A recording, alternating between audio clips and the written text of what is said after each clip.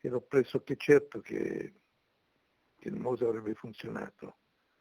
Il Mose è figlio di un'idea progettuale molto, molto semplice e nello stesso tempo molto brillante ed anche molto innovativa. Quando nel 1995 Luigi Zanda lasciò la presidenza del Consorzio Venezia Nuova, era stato appena terminato il progetto di massima del Mose.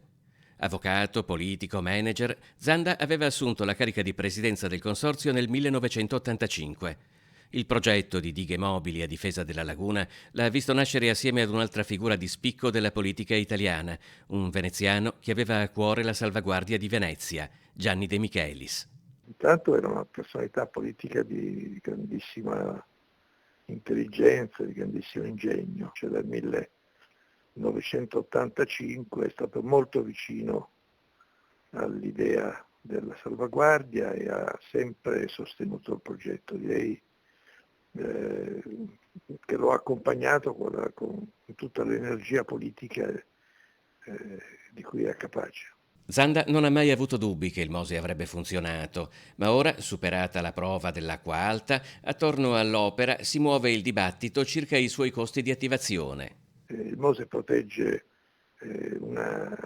l'integrità di una città dal valore inestimabile.